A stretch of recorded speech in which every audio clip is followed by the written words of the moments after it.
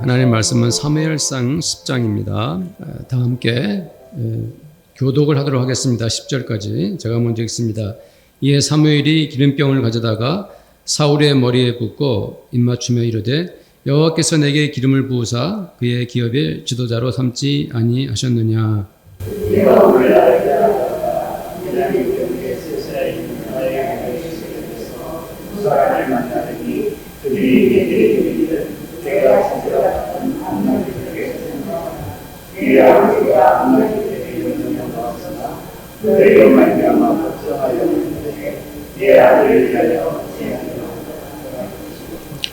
내가 거기서 더 나아가서 다볼 상수리 나무에 이르면 거기서 하나님을 배우려고 베델로 올라가는 세 사람을 만나리니 한 사람은 염소 새끼 셋을 이끌었고 한 사람은 떡 세 덩이를 가졌고 한 사람은 포도주 한 가죽 부대를 가진 자라.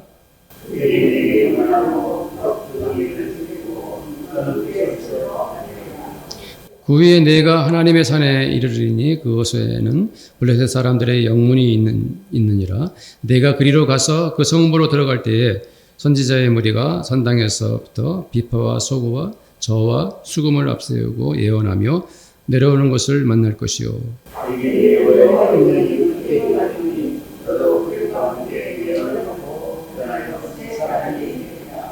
이 징조가 내게 임하거든 너는 기회를 따라 행하라. 하나님이 너와 함께 하시느니라.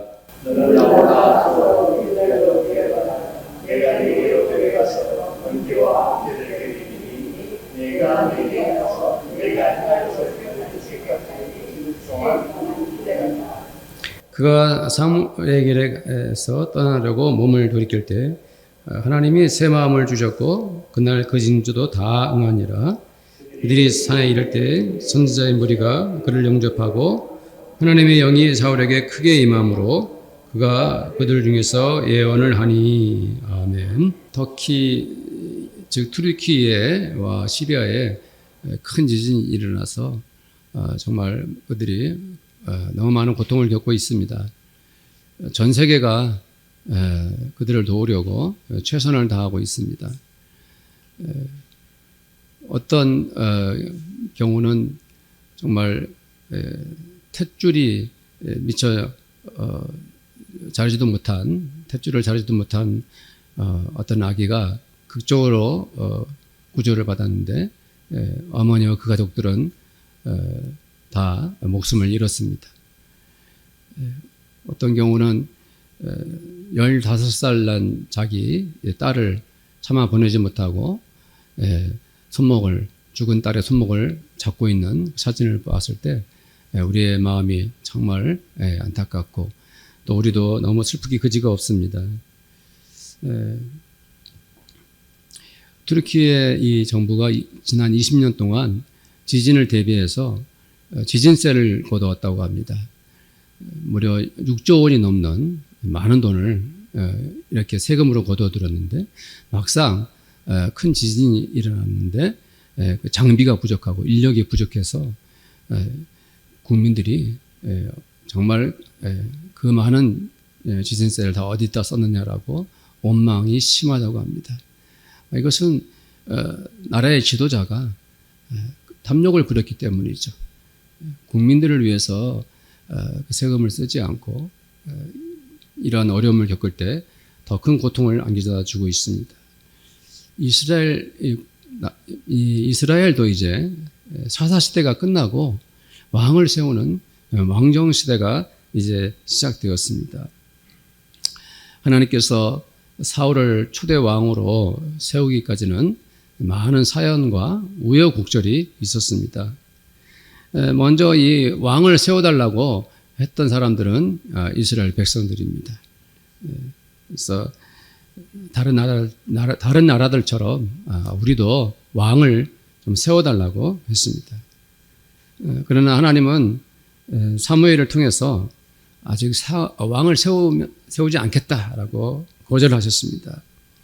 그러나 그 백성들이 고집을 꺾지를 않았습니다.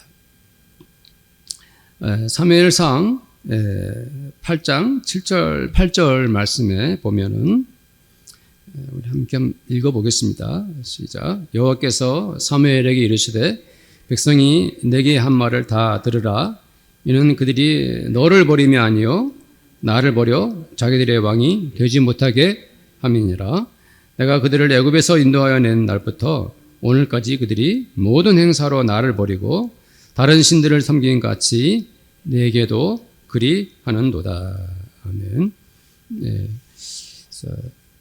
너를 버림이 아니라 나를 버렸다라고 하나님께서 직접 말씀하셨습니다. 사실 이스라엘은 지금까지 하나님께서 직접 통치하시는 그런 하나님의 나라였습니다. 하나님께서 모세의 율법을 통해서 이스라엘 백성들이 그 말씀을 따라 살아가면은 충분히 살아갈 수 있는 그런 나라였습니다. 하나님은 그들을 애굽에서 그들을 구원해 주셨고 광야 40년 동안 그들을 지켜주셨고 사사시대에도 어려울 때마다 위기 때마다 하나님께서 그 나라를 보호해 주셨고 지켜주셨어요. 이스라엘은 하나님께서 직접 통치하시던 그런 나라였습니다. 그럼에도 불구하고 그들이 하나님의 은혜와 하나님의 능력과 권능을 다 잊고 이방 나라들처럼 왕을 세워달라라고 이렇게 요구를 한 것입니다. 그렇게 외치고 있는 것입니다. 17절부터 19절 말씀을 한번 다 같이 한번 읽어봅니다. 시작. 사무엘이 백성을 미스바로 불러 여호와 앞에 모으고 이스라엘 자손에게 이르되 이스라엘 하나님 여호와께서 이같이 말씀하시기를 내가 이스라엘을 애굽에서 인도하여 내고 너희를 애굽인의 손과 너희를 압제하는 모든 나라의 손에서 건져내었느니라 하셨거늘 너희는 너희를 모든 재난과 고통 중에서 친히 구원해내신 너희 하나님을 오늘 버리고 이르기를 우리 위에 왕을 세우라 하는도다. 하나님께서는 이렇게 그들의 잘못됐다는 것을 확인하신 다음에 이제 그들의 청을 들어주시고 왕을 사울을 왕으로 선택해서 이제 그 절차를 이어가십니다. 하나님은 이 사울을 왕으로 세우는 그런 절차를 자세히 우리에게 과정을 보여주셨습니다.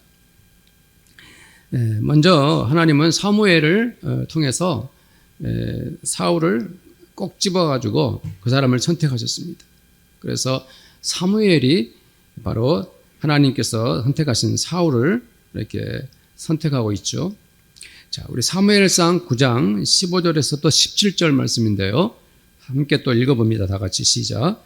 사울이 오기 전날에 여호와께서 사무엘에게 알게 하여 이르시되 너는 이맘때에 내가 베냐민 땅에서 한 사람을 내게로 보내리니 너는 그에게 기름을 부어 내 백성 이스라엘의 지도자로 삼으라. 그가 내 백성을 블레셋 사람들의 손에서 구원하리라. 내 백성의 부르짖음이 내게 상달되었으므로 내가 그들을 돌봐노라 하셨더니 사무엘이 사울을 볼 때에 여호와께서 그에게 이르시되 보라 이는 내가 네게 말한 사람이니 이가 내 백성을 다스리리라 하시니라. 사울은 사무엘이 택한 것도 아닙니다. 이스라엘 사람들이 고른 것도 아닙니다. 하나님께서 친히 그 사람 사울을 왕으로 세우신 것입니다. 또 다른 본문 10장 24절에서도 사무엘은 온 백성들 앞에서 사울이 하나님께서 택하신 왕인 것을 선포합니다. 자, 우리 24절 말씀 읽어봅시다. 사무엘이 모든 백성에게 이르되 너희는 여호와께서 택하신 자를 보느냐? 모든 백성 중에 짝할 이가 없느니라 하니 모든 백성이 왕의 만세를 외쳐 부르니라. 아멘. 왜 하나님은 사울을 직접 선택하셨을까요? 그것은 마치 하나님께서 사무엘을 불렀을 때와 비슷합니다. 같은 의미가 있습니다. 하나님께서 사무엘을 직접 부르셨죠. 왜요? 그를 이스라엘의 선지자와 신앙의 지도자로 삼으시려고 그를 친히 부르신 것입니다. 사울을 부르신 이유도 바로 그것입니다. 내가 너를 택하여 이 나라의 왕으로 삼았으니까 너는 그것을 알아라. 내가 너를 불렀다. 그리고 내가 너를 택하였다. 그러니 너는 나에게 순종하고 내가 너에게 준 왕의 사명을 잘 수행하여라. 이런 의미가 있는 것입니다. 사무엘상 9장 16절 17절 말씀에도 제가 이렇게 중간에 인용만 하였습니다. 온전한 본문이 아니고요. 읽어드립니다. 그가 내 백성을 블레셋 사람들의 손에서 구원하리라. 내 백성의 부르짖음이 내게 상달되었으므로 내가 그들을 돌보았노라. 이가 내 백성을 다스리리라. 아까 읽은 말씀을 일부만 읽어드렸습니다. 자, 이 말씀을 보면서 하나님께서 직접 사울을 선택하셨습니다.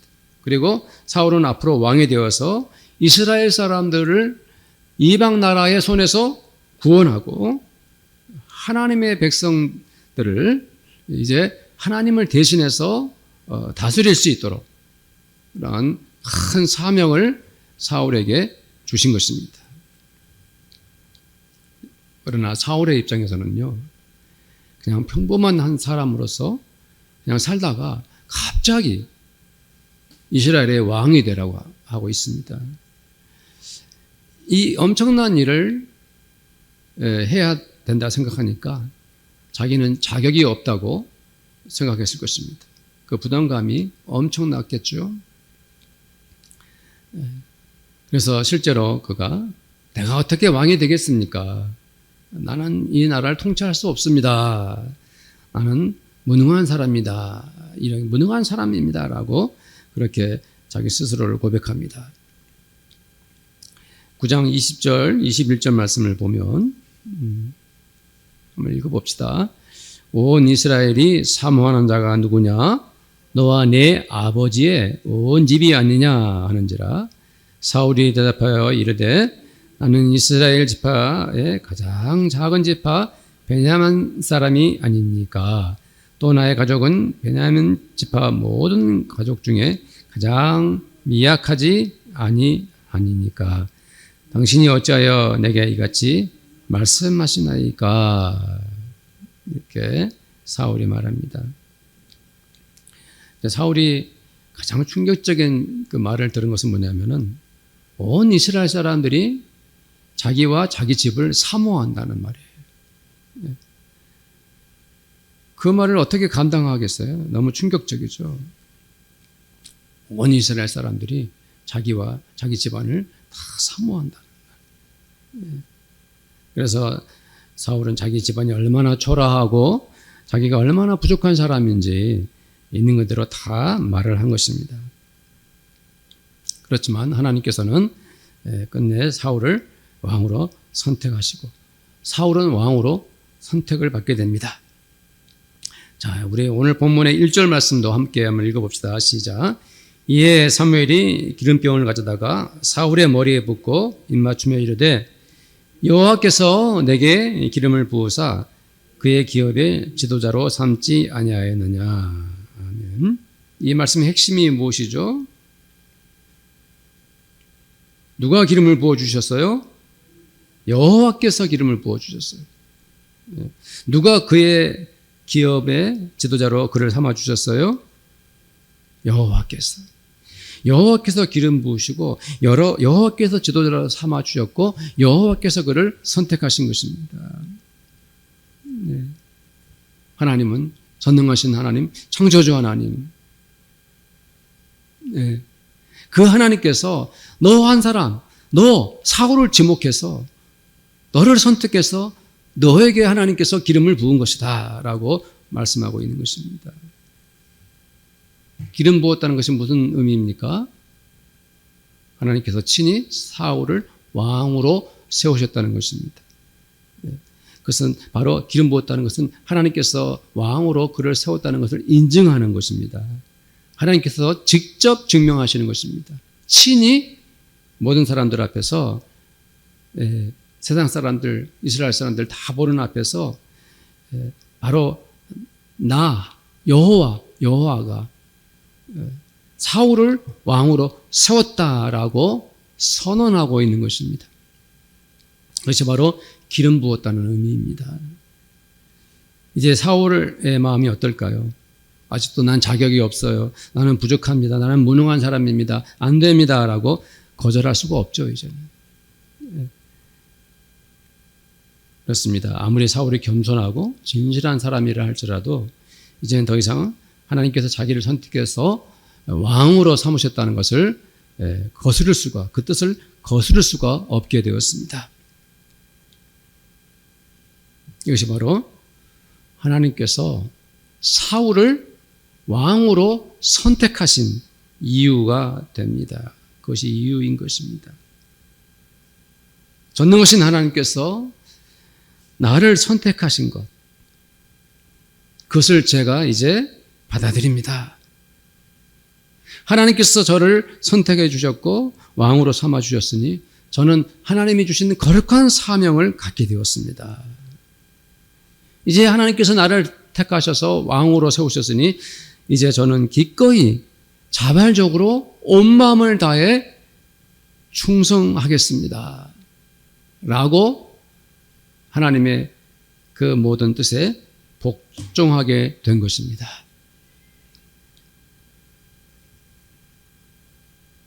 성도님들, 즉 성도님들 한 분 한 분이 하나님이 나를 선택해 준 존재다, 내가. 하나님께서 나를 왕처럼 선택해 주셨다.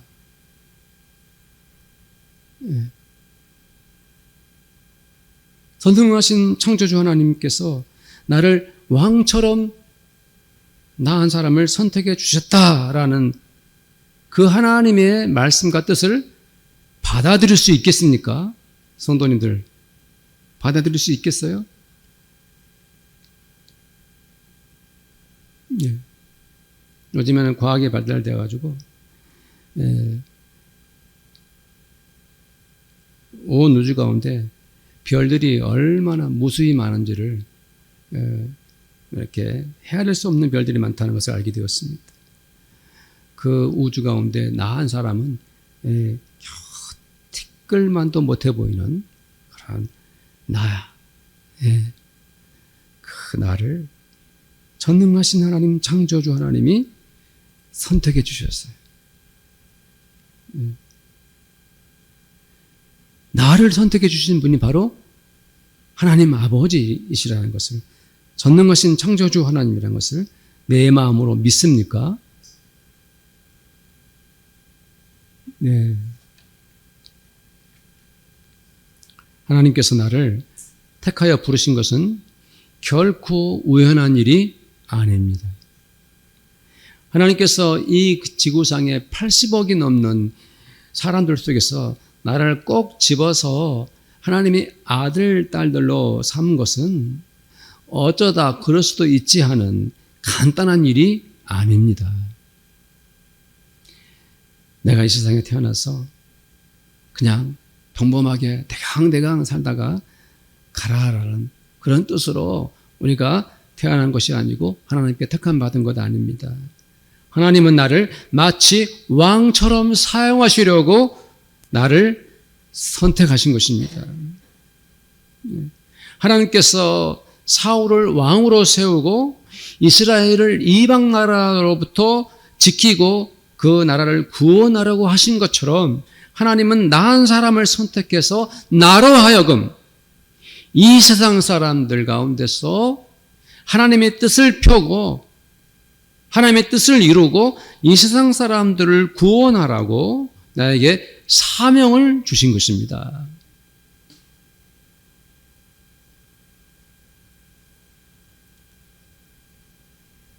이것을 성도님들이 믿으시기를 축복합니다. 자, 하나님의 뜻하신 바대로 사울이 이제 왕이 되었습니다. 그 후로 이제 하나님의 뜻이 하나하나 이루어지기 시작합니다. 11장 11절에 보면 이런 내용이 나오죠. 한번 같이 읽어봅시다. 시작. 이튿날 사울이 백성을 3대로 나누고 새벽에 적진 한가운데로 들어가서 날이 더울 때까지 암몬 사람들을 치매 남은 자가 다 흩어져서 둘도 함께한 자가 없었더라. 이게 무슨 사건일까요? 이렇게 된 후에 12절에서 15절에 또 말씀이 나오죠. 함께 읽어봅시다. 백성이 사무엘에게 이르되 사울이 어찌 우리를 다스리겠느냐 한 자가 누구니까 그들을 끌어내소서 우리가 죽이겠나이다. 사울이 이르되 이 날에는 사람을 죽이지 못하리니 여호와께서 오늘 이스라엘 중에 구원을 베푸셨음이니라. 사무엘이 백성에게 이르되 오라 우리가 길갈로 가서 나라를 새롭게 하자. 모든 백성이 길갈로 가서 거기서 여호와 앞에서 사울을 왕으로 삼고 길갈에서 여호와 앞에 화목제를 드리고 사울과 이스라엘 모든 사람이 거기서 크게 기뻐하니라. 사무엘상 11장은 암몬 족장 아하스가 야베스 사람들을 위협하고 침략하려고 했을 때 사울이 군사 33만을 거느리고 가서 그들을 물리친 장면입니다. 야베스는 요단강 동쪽에 므낫세 지파 영토에 있는 성읍인데요. 이렇게 사울은 하나님께 택함 받은 왕으로서 자기 나라를 지키는 일에 앞장서고 있습니다. 사랑하는 성도님들, 평범하고 보잘것없는 가문에서 살다가 하나님께 특별히 선택받아서 사울이 왕이 되었고 하나님은 그를 왕으로 삼으셨습니다. 저는 우리 성도님들이 이 장면을 보면서 은혜를 받으시기를 축복합니다. 어떤 은혜입니까? 사울을 택하신 하나님이 바로 나를 택하셨다는 것입니다. 사울의 사건을 나 개인의 사건으로 적용해 보십시오.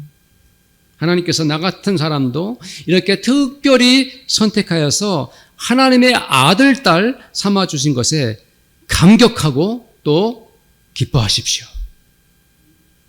반응이 없어요. 감격하고 기뻐하십시오. 내가 이 세상에 사는 큰 많은 사람 가운데서도 이렇게 참 하나님께 선택받은 것, 그래서 하나님의 아들, 딸 된 것을 감사하고 또 감사하십시오. 그리고 하나님께서 왜 나를 선택하셨는가? 나를 왕처럼 이 세상에서 쓰임받게 하시려고 나를 택하셨다는 것을 믿으시기 바랍니다. 내가 이 나라의 대통령이 되라는 뜻이 아니라 하나님은 나 한 사람을 아주 소중하게 그리고 거룩하게 또 값지게 살게 하시려고 나를 선택하신 것입니다. 우리 모두가 하나님께 선택을 받았습니까? 그렇다면 우리에게는 모두가 하나님이 주신 사명이 있습니다. 하나님은 우리 성도님들 한 사람 한 사람을 가장 귀하고 아름답게 마치 한 나라의 왕처럼 하나님의 일을 하시게 하실 것입니다.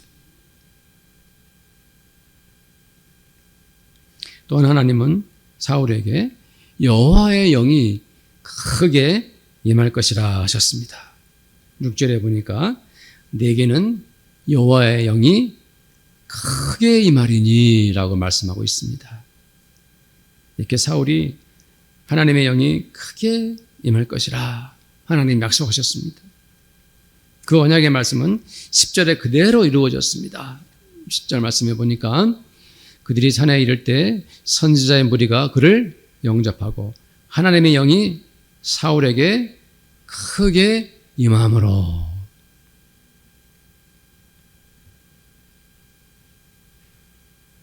왜 하나님께서는 사울을 왕으로 삼으셨는데 그에게 또 성령이 하나님의 영이 크게 임하게 하셨을까요? 그를 하나님의 왕으로 세우실 뿐 아니라 정치적 왕으로 머무르는 것이 아니라 하나님께서 그에게 하나님의 영을 크게 부어주셔서 하나님은 그를 하나님의 사람으로 쓰시고자 하신 것입니다. 만일 사울이 왕으로 부름받았지만 그가 왕으로서 모든 권력과 힘을 다 갖추게 되었지만 그에게 하나님의 영이 크게 임하지 않았다면 자기 권력을 하나님의 영광을 위해서가 아니라 자기 탐욕을 위해서 썼을 것입니다. 왕의 자리가 얼마나 중요합니까? 왕이 나라를 잘못 다스리면 온 나라가 시끄러워집니다. 왕이 권력을 잘못 부리면 나라가 혼란스러워지게 되는 것입니다. 하나님께서는 사울에게 성령으로 큰 능력을 주셔서 그 은혜와 그 성령의 힘으로 나라를 다스리도록 하신 것입니다. 그 말씀은 내게도 그대로 적용이 됩니다. 내가 하나님께 왕으로 부름을 받았다면 하나님은 나에게 어떻게 하시겠습니까? 하나님께서 나를 이 온 우주 가운데 특별히 나를 선택해 주셨다면 하나님이 나를 선택해 주신 이유가 무엇입니까? 하나님께서 우리에게 하나님의 영을 부어주시려고 우리를 선택했다는 것을 믿으시기를 축복합니다. 그것도 그냥 하나님의 영이 임하는 것이 아니라 하나님의 영이 우리에게 크게 임하기를 하나님 원하고 계시고 그 목적, 그 이유 때문에 우리를 선택해 주신 것입니다. 우리가 여호와의 영, 성령을 받지 못하고 살아가면 그냥 인간적인 사람으로 살아가는 거죠. 보통 사람들처럼 우리가 하나님의 자녀이고 교회를 다니지만 성령의 능력을 하나님의 영을 크게 받지 못하면 주님의 은혜를 누리지 못하고 살아가는 거예요. 흔히 말하듯이 우리는 미지근한 신앙인이 되고 마는 것입니다. 정말 듣기 싫은 말이고 제가 입 밖으로도 정말 말하기 힘든 말이 있습니다.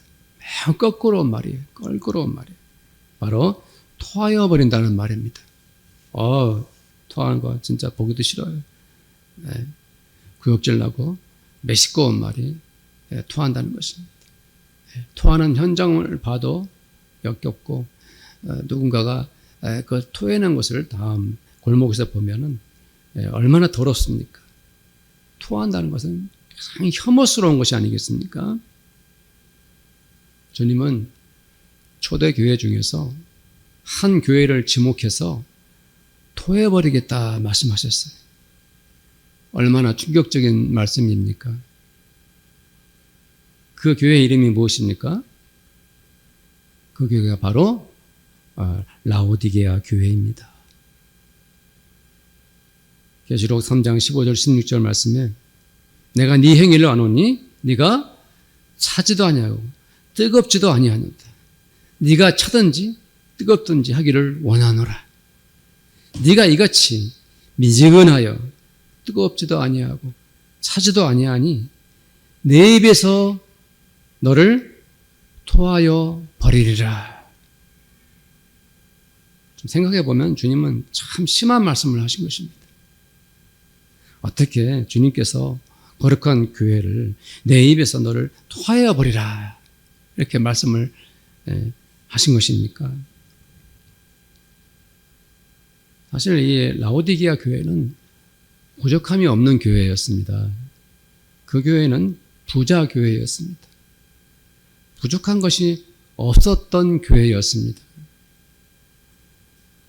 왜냐하면 그 교회는 일찍이 의학이 발달해가지고 안약을 제조해가지고 많은 돈을 가지고 있었어요. 그러나 세상적인 것은 다 갖춘 교회가 정작 그 신앙향에 이른 미지근하였습니다. 타지도 않고 뜨겁지도 않았습니다. 주님은 아주 극단적인 말씀을 하신 것입니다. 내 입에서 너를 토하여 버리리라. 라오디게아 교회 입장에서는 너무나 상처가 되는 말씀입니다. 주님은 왜 이렇게까지 말씀하셨을까요? 계시록 3장 19절에 주님은 라오디게아 교회를 향해 이렇게 말씀하셨습니다. 다 같이 한번 읽어봅시다. 시작. 무릇 내가 사랑하는 자를 책망하여 징계하노니 그러므로 네가 열심을 내라. 회개하라. 그렇습니다. 주님은 라오디게아 교회를 사랑하셔서 책망하시면서 징계하시면서 이 말씀을 하시는 것입니다. 우리는 지금 급변하는 세상에서 살고 있습니다. 하루하루가 삶이 급박합니다. 치열한 경쟁사회에서 조금만 삐끗해도 뒤처질까 하는 걱정이 많습니다. 옛날에 저는 로봇 만화를 보면서 자랐는데 이제는 실제로 로봇이 세상을 지배하고 있습니다. 챗 GPT라는 것이 있는데 이 챗 GPT는 대화형 인공지능입니다. 챗 GPT에게 그냥 질문만 하면 이거 해줘. 요즘 휴대폰에 웬만한 것들 질문을 해서 검색하듯이 척척 대답하고 온갖 재료들을 체계적으로 즉각 보여줍니다. 그래서 이 챗 GPT로 학생들이 숙제를 대신하고 있다고 합니다. 작가들이 이 AI 기술을 빌려가지고 글을 쓰고 그림인도 온갖 과제들도 단 몇 초 만에 척척 해냅니다. 심지어 미국 법원에서 판사가 이 챗 GPT 기술력으로 판결문을 읽어가지고 사회 문제가 되었습니다.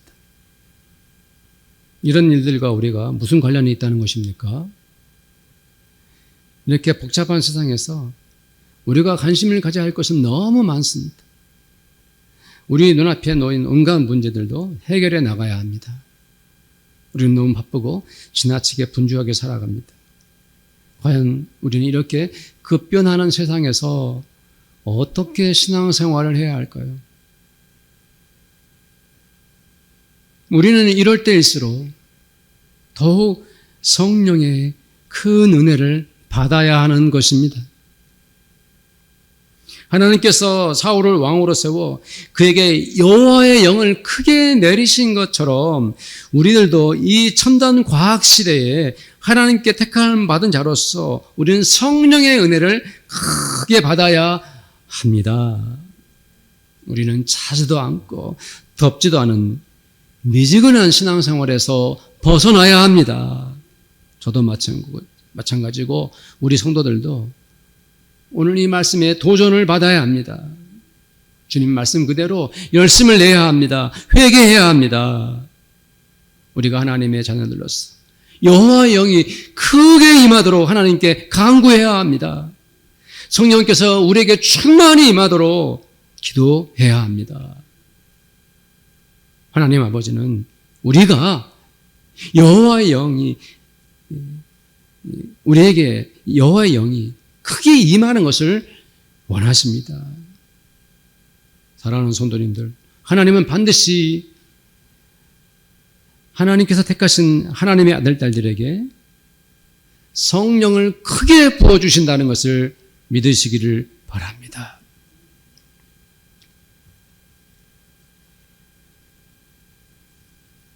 사울은 하나님께 택함을 받아서 여호와의 영이 크게 임한 다음에 또 어떤 일이 있었습니까? 그는 예언을 하였습니다. 6절 말씀 그대로입니다. 내게는 여호와의 영이 크게 임하리니 너도 그들과 함께 예언을 하고 변하여 새 사람이 되리라. 사울이 예언을 하게 되었다는 것이 무슨 뜻입니까? 사울이 여호와의 영이 크게 임하지 않았다면 예언도 할 수 없습니다. 왜 그런가요? 바로 예언은 하나님의 영에 감동된 사람들만 할 수 있기 때문입니다. 예언이 무엇입니까? 그것은 하나님의 뜻을 사람들이 전하는 것입니다. 하나님의 선지자들이 여호와의 말씀을 이스라엘 백성들에게 전하는 것이 바로 무엇입니까? 예언입니다. 하나님의 말씀대로 미래를 알리고 하나님의 뜻대로 장차 이루어질 것들, 비전을 선포하는 것이 바로 예언입니다. 하나님의 영에 감동된 모세가 여호와의 율법을 전한 것이 바로 무엇입니까? 예언인 것입니다. 이사야나 에레미야나 학계 같은 선지자들이 성령에 충만하여 하나님의 영이 크게 임하여 말씀을 선포한 것이 바로 무엇입니까? 예언인 것입니다. 사울도 여호와의 영이 크게 임하니 하나님의 말씀을 예언하는 자가 되었습니다. 9절 10절 말씀을 함께 읽겠습니다. 10절 9절 시작. 그가 사무엘에게서 떠나라고 몸을 돌이킬 때 하나님이 새 마음을 주셨으니 그날 그 징조도 다 응하니라. 그들이 산에 이를 때에 선지자의 무리가 그를 영접하고 하나님의 영이 사울에게 크게 임함으로 그가 그들 중에서 예언을 하니. 아멘.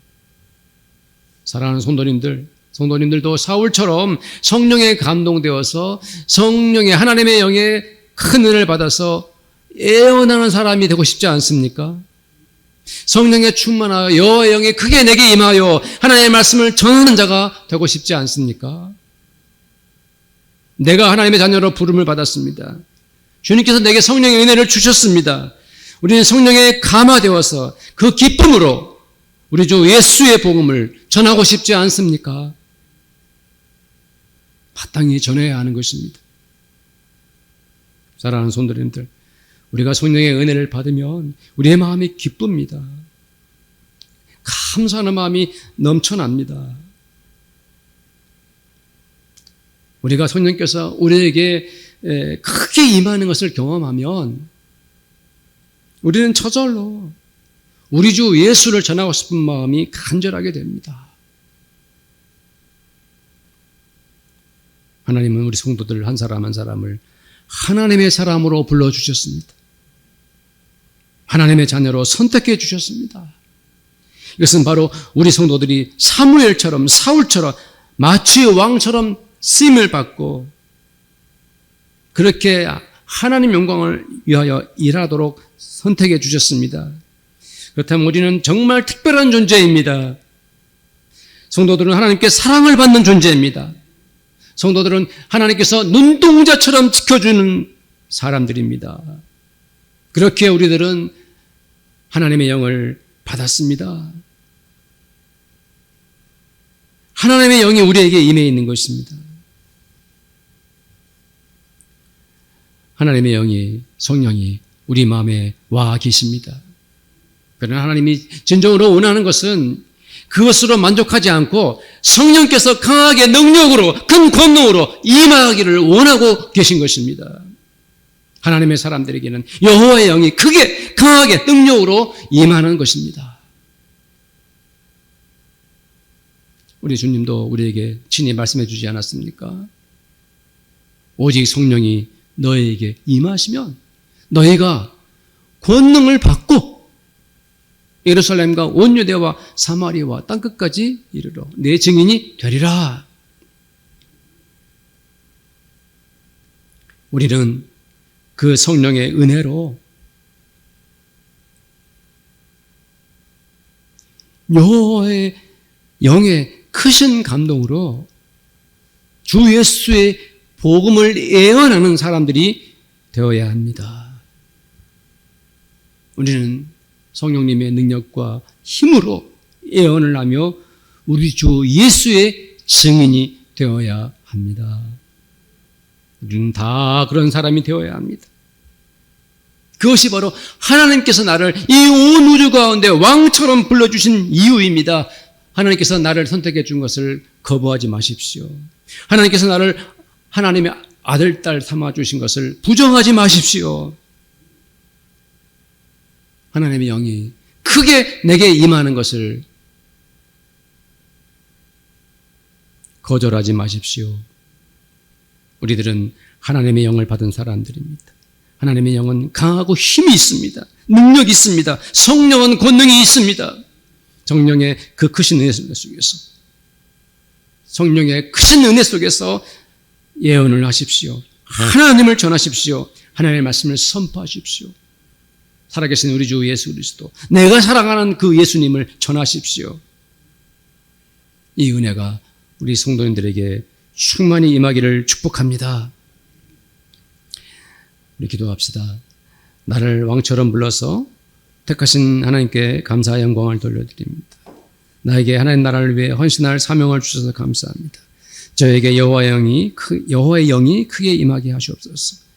그리고 그 여호와의 영의 큰 능력으로 하나님의 말씀을 예언하는 자들이 되게 하소서. 이렇게 함께 기도하겠습니다.